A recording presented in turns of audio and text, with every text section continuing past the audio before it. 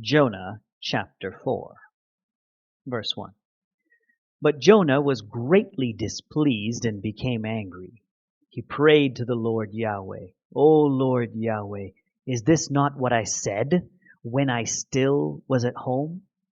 That is why I was so quick to flee to Tarshish. I knew that you are a gracious and compassionate God, slow to anger and abounding in love, a God who relents from sending calamity.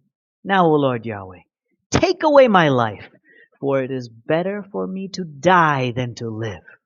But the Lord Yahweh replied, Have you any right to be angry?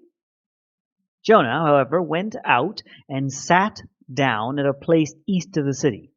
There he made himself a small shelter and sat in the shade and waited to see what would happen to the city. Then the Lord God, Yahweh, provided a vine and made it grow over Jonah to give him shade for his head to ease his discomfort. And Jonah was very happy with the vine. But at dawn the next day the Lord sent a worm, which chewed the vine so that it withered.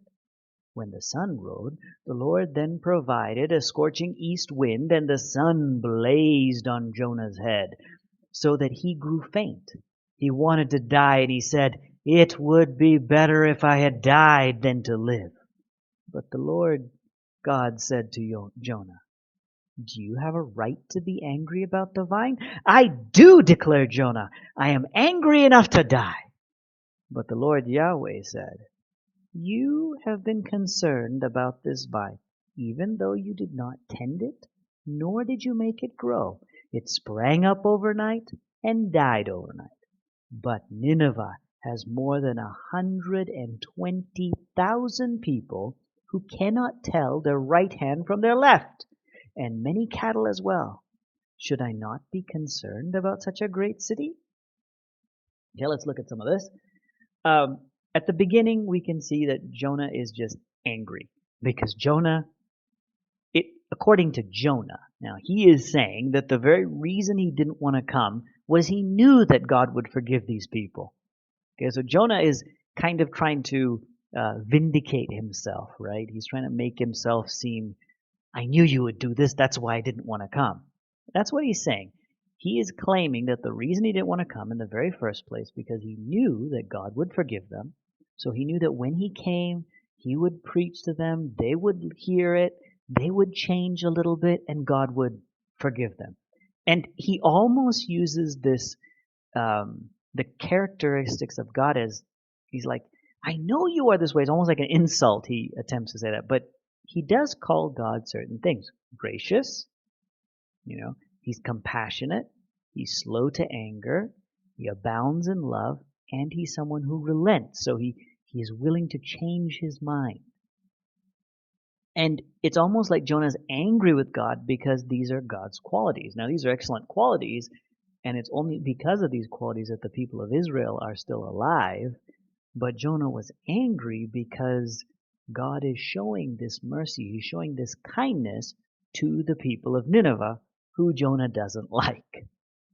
Now, God points out to Jonah that he really has no right to be angry. So what does Jonah do? Jonah decides, okay, I prophesied, God is forgiving them, but it looks like he still has some hope within him, in a bad way, right? He's still hoping that God will punish the city.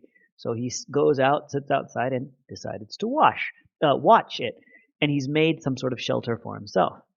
And this is where God decides to teach Jonah a lesson. And what God does is God allows a plant to grow overnight. There's some argument as to what this plant is. We don't know for sure. Some people have suggested a castor oil plant. But castor oil plant, while it does grow fast, does not grow that fast. Whatever this was, it was very miraculous because it happens overnight. So here overnight, this huge vine grows and these large leaves, and the leaves are enough that they are, covering Jonah's head. So Jonah's sitting out in the sun. He's got some sort of shelter, but now this leaf is over and he's very happy with that. Well, that's all well and good for a day. The next day, God sends a worm and the worm kills this particular vine. And Jonah is angry with God because God has killed the vine. Because he knows, vines like this don't grow overnight. and they also don't die overnight. So he knows who's responsible. He knows that it's God, and he is angry with God, and he just wants to die because it's getting so hot. And the interesting word here is the scorching east wind. The Hebrew word there for scorching is not a common word. In fact, we're not really 100% sure what it means, but we know that it's some type of special east wind. But what's really making it hot is the sun. The sun is just there, and it's just coming on Jonah, and Jonah is miserable. He once again shouts that he wants to die. And God asks him a good question. He's like, do you really have a right to be angry about this? And Jonah declares, yes, he does. He doesn't see the irony in this particular thing, but he says, yes, I have the right to be angry about this. And Jonah's thinking, it was there for me, it was nice, and you killed it. So yes, I have the right to be angry about this. And then God points out to Jonah how stupid what he is. He says, Jonah, you're getting angry for this vine that grew up overnight and it died overnight. It doesn't know what it's doing. It's just a plant. But think about the city of Nineveh.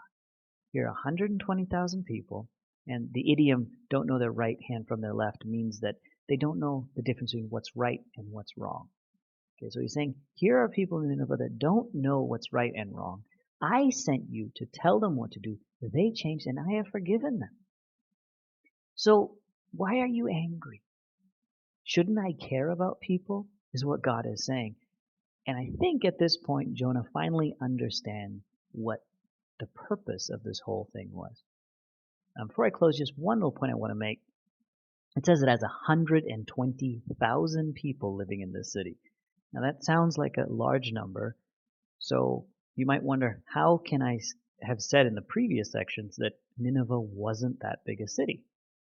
Well, one thing to understand is Nineveh really, it is 120,000 people, but really that's not as large as Nineveh would eventually get.